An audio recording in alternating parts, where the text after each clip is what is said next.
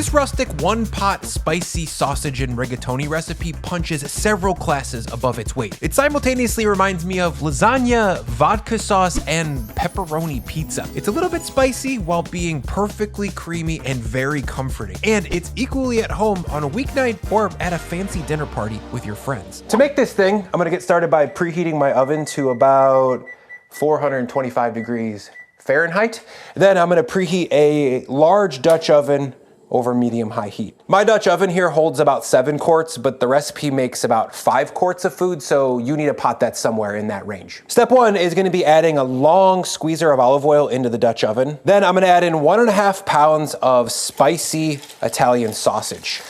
And then I'm gonna spread that out with my musher to get as much of the sausage surface area touching the Dutch oven as possible. This just kind of gives me a little bit of like a hamburger style sear that gets me a lot more browning and some additional flavor in the sauce. And then I'm just gonna keep smushing it. I've mentioned this in a lot of previous videos before, but when it comes to pasta sauces that use ground meat, I like to smash the hell out of them just because I don't want cloddy meat in my final dish. I think it just doesn't have a very pro texture. Meat like this can be a little bit too bouncy and dry and a little bit sinewy if it's not properly crumbled. So we're gonna give this probably about 4 to 6 minutes of constant smushing. I've got the ground beef musher here. I think that's the best tool for this. These are pretty cheap, and if you want one, I'll link to it on Amazon. Otherwise, just struggle through it with your spatula or wooden spoon and really get in there and smush the shit out of it.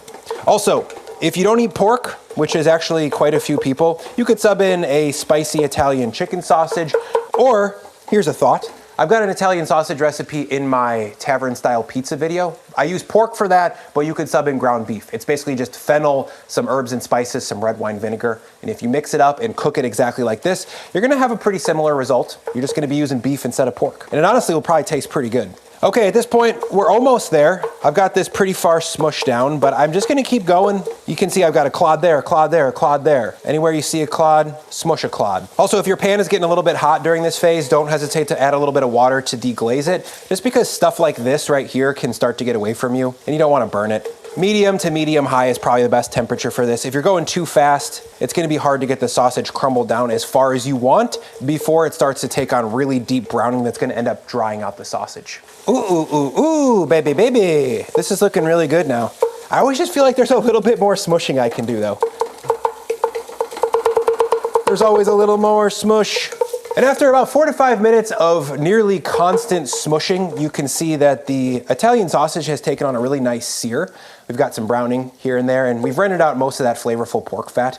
And this is gonna make a really delicious base for the sauce. From here, I'm gonna add in 250 grams of grated onion, 20 grams of minced garlic, 50 grams of Calabrian chilies that I've chopped, and then half of the salt that's in the recipe, which is about 7 or 8 grams. Then I'm gonna come back again and stir and keep on smushing, and I'm gonna sweat the aromatics with the sausage for about 5 to 6 minutes until everything is softened and melty and we've developed a little bit more flavor. Now, I've grated the onions here just because they melt into the sauce way faster than if we were to add in diced onions. Certainly, if you don't have a grater or you don't want to burn your eyes to near death from grating them on a box grater, just give them a small dice and cook these maybe another extra couple minutes or so. I just like having the onions smaller because they melt into the background of the sauce and bring that aromatic sweetness without a ton of texture. The only real textures I want to have in here are the meat and the pasta itself. That's just a personal preference though. If you want a little bit more rustico, use larger onions. You could probably cook this entire dish with this ground beef musher. You just kind of have to stir it vertically, which is a little bit annoying. So I'm gonna switch over to a wooden spoon. And if you can't find Calabrian chilies or it's not something that you stock in your pantry, you could sub in a big pinch of chili flake. I would say maybe about 3 grams or so. This dish is supposed to be kind of spicy, so be prepared for that. If you can't handle spice, you might want to use less Calabrians or turn down the chili flakes a little bit. Ooh, or you know what else would be a really good sub here is sambal paste. It's that Indonesian chili stuff that has the green lid that you see at the grocery store. I've used it in quite a few recipes on the channel. I'm sure you guys know what I'm talking about. That has a very similar fruity flavor to the Calabrian chilies actually. Just got to keep in mind though, it's a little bit hotter and a little bit more sour, so you probably want to use less. I would say instead of 50 grams, I'd probably go with like 25 or 30. And after 5 to 6 minutes of sweating this over medium heat, the onions have melted into the pork. They've gotten nice and sweet. The garlic is transitioned from raw and hot into more of a round flavor and it's starting to smell a little bit roasty. And you can see the oil has turned a really deep reddish color from the Calabrian chilies. From here, I'm gonna add in one 28-ounce can of good tasting crushed tomatoes. When I say good tasting, I basically mean Bianco di Napoli or Cento. Those are the two brands that I like the most. Then I'm gonna add in 5 grams of sugar to help balance a little bit of the acidity in the tomatoes. I'm gonna add in the other 7 to 8 grams of salt, which gives me about 15 grams of salt in this dish total so far. Then I'm gonna add in 1,000 grams of water. Then I will stir that in and bring everything up to a low simmer. Also, if you're wondering why I added the salt in 2 stages, it's for 2 reasons. The first is that adding salt to aromatics draws out their moisture, which helps them cook more evenly and more quickly, and that extra moisture in the pot creates a little bit of steaminess that acts as kind of like a ongoing deglaze that keeps things from getting stuck to the bottom of the pot. And it just keeps all the flavorful stuff in the sauce instead of burnt onto the bottom of the pot. And the second reason is it's just a pro move to build up your seasoning in stages. If you were to add all 15 grams of salt at the end of the dish, it would taste kind of weird and pretty salty because all of the salt would be sitting on the outside of the food. It wouldn't have been absorbed into the noodles or into the base of the sauce, and it would just taste kind of unbalanced. Okay, once my sauce is up to a low simmer here, I'm gonna add in 1 pound of rigatoni. I'm using the Cecco here because I think that has the optimal rigatoni size. But if you can't find rigatoni that looks like this, I would say you could sub in another dried pasta that has a rough 14 to 12 minute cook time on the box. And then I'm just gonna stir that in until it's really well submerged in the sauce. I like rigatoni for this dish because it has these really beautiful ridges on it that are just magnets for sauce. It gets kind of stuck in the channels there and just grips the sauce really, really nicely. Cool thing about rigatoni is that it has thick walls, and once it's cooked, when you squish it in your mouth, it's almost like a double-walled pasta, and it has a very similar eating experience to lasagna, actually. And when you combine that with the creaminess and the Parmesan that we're gonna be adding later on, it has a very similar mouthfeel, and it's very, very satisfying. Okay, once all my rigatonis are well submerged under the sauce, like this, I'm going to kill the heat and then very carefully move this pot over to my oven to bake it for 20 minutes. And then I'm gonna set a 5-minute timer. And at that point, I'm gonna come back and give everything a stir just to make sure that it's cooking evenly. And if at this point you're wondering, hey man, why are you doing this in the oven instead of the stovetop? That seems weird. Basically, I think cooking dried pasta in the sauce when possible leads to the best outcome. This rigatoni is going to absorb a lot of the cooking liquid right into the noodle itself, and that's gonna make it taste very good. Also, the rigatoni is going to slough off a bunch of starch into the sauce that's going to thicken it up and make it really silky and extra creamy, and it's kind of this synergistic interaction that just makes the final dish so much more delicious. That being said, you can make this a little bit more simply by cooking the noodles in a pot and just finishing it on the stovetop. That way you don't have to come back and stir stuff, but you're gonna be missing out on a pretty decent amount of quality, and then you gotta make 2 pots dirty. Not only does the cooking in the oven give you better tasting pasta, but also the sauce is gonna taste better because it's roasting. So it's getting some browning on top, and it's getting some really intense reduction that you just wouldn't get on the stovetop. Anyways, I'll check back in 5 minutes and we'll give it a quick stir.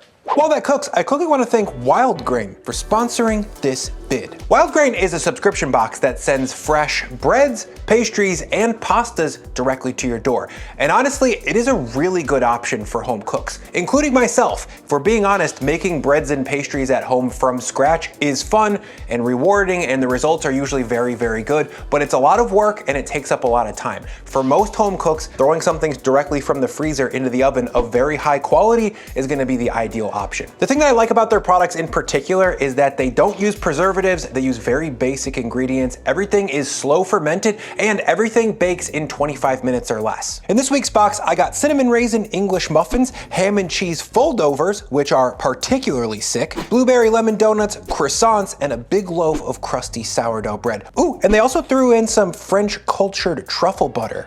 Ooh, look at that.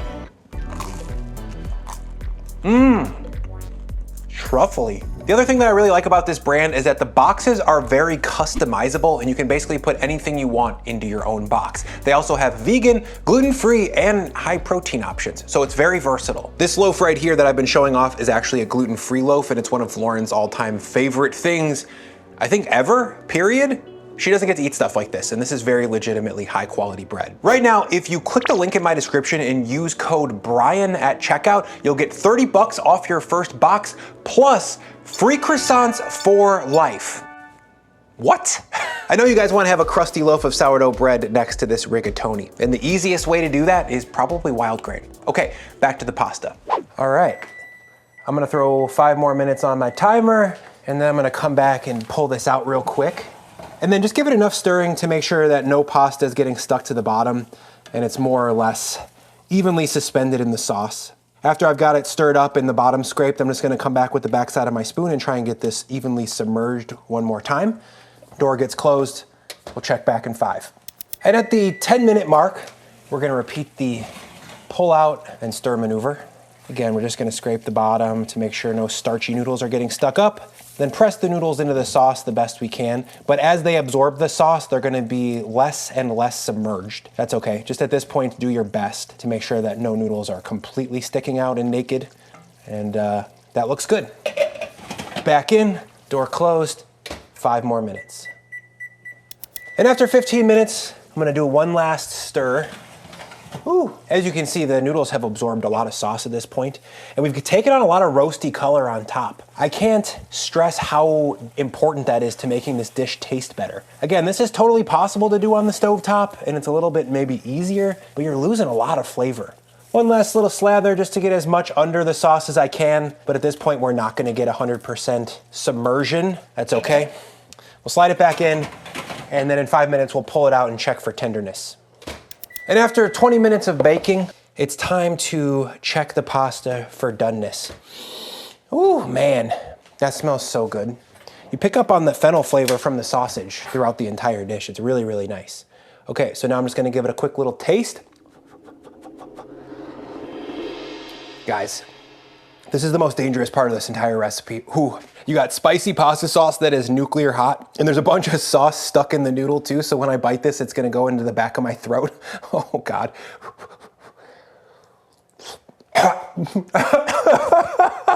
Oh my God. Oh, my eyes are watering. Texturally, it's perfect though. We are looking at this point for a true al dente, which means it's got just a little bite, it's a tiny bit toothsome, and that's preferred because this sauce is going to carry over cook because it's sitting in hot sauce. You really don't want to cook this all the way until it's actually tender because once it cools down, the noodles are going to be very soft, and when we go to stir in the final ingredients, the noodles might start falling apart. Mmm.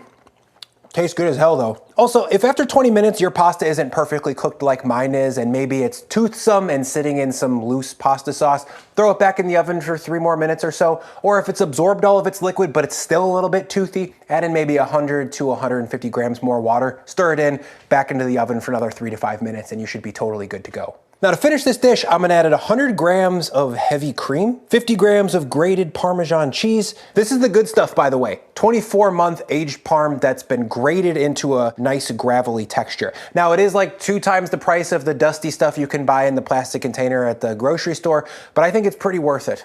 It's really, really flavorful. And then finally, 10 grams of chopped fresh basil. A little bit of dried basil would also work here. Instead of 10 grams though, you probably wanna go with like 2 or 3. And then I'm just gonna give this a very gentle stir to get the cheese melted in and the cream mixed in. And I'm just being gentle because the rigatonis can be a little bit fragile. It's this big floppy noodle that's been cooked until tender, and if you're hard on it, you can start to rip it. And then the dish can just kind of lose some of its finesse, and it'll be a little bit closer to something you'd see at like a funeral. It's just hammered mostaccioli that's totally shredded. So gentle folds to get everything combined. I just love adding heavy cream to spicy tomato sauce because it reminds me of pasta vodka, which is, in my opinion, the best tasting pasta sauce of all time. And anytime I can summon those flavors, I definitely will. Okay, everything is stirred to combine here and we are more or less done, but there is one more very important step that you guys have heard me emphasize many, many times. We need to taste this final dish for seasoning. The 15 grams in the recipe is enough to make the rigatoni taste good, but it is probably just a little bit short of absolute flavor perfection. So you need to grab a noodle. Hopefully some of the sauce is drained out so you don't nuke your throat. Give it a taste.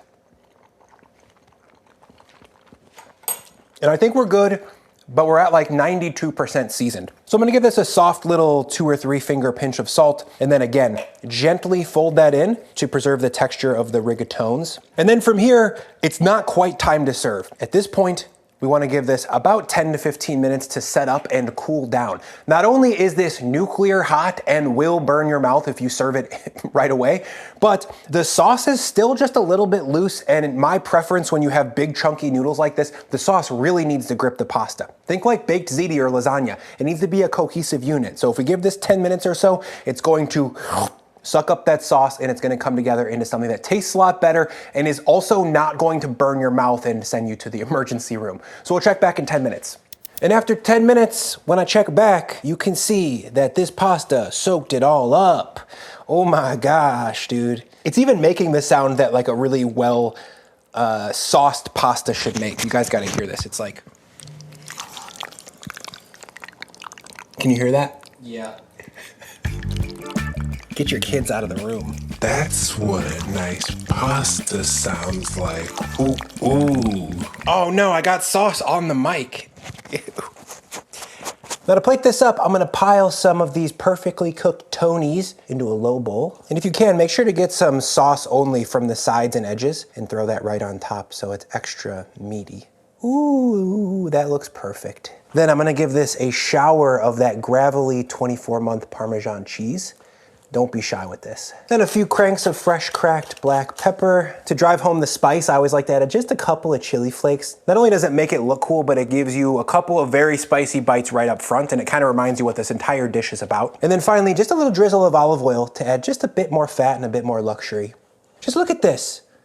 Oh my, absolutely S-tier pasta.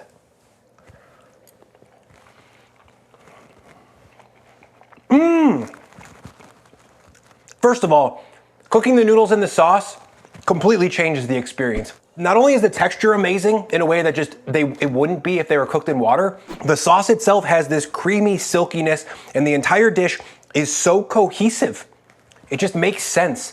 There is cream in here, but the type of creaminess that you get from the pasta starch being in there is different, and it's nice to have both. Not only is the pasta itself great, but the sausage and the tomato, it's very robust. It's got this really beautiful heat to it. There's tons of fruit from the Calabrian chilies, and then there's Parm all over it. So it just tastes good and nutty, and it's got this aged cheese saltiness. Not only is this a hearty, rustic, delicious dinner that will satisfy a family for like a weeknight supper, you could also make a big pot of this for a dinner party and impress all your friends. There's a bit of a chefiness to it. It's not just comfort food. Like there's just another layer to it that makes it really, really special. So if you guys actually want to make this recipe, I'm going to throw a short version down in the description beneath this video. Then I'm also going to throw a link to a much more longer, comprehensive version at my blog, brianlagerstrom.com. As always, guys, thank you so much for your time and attention.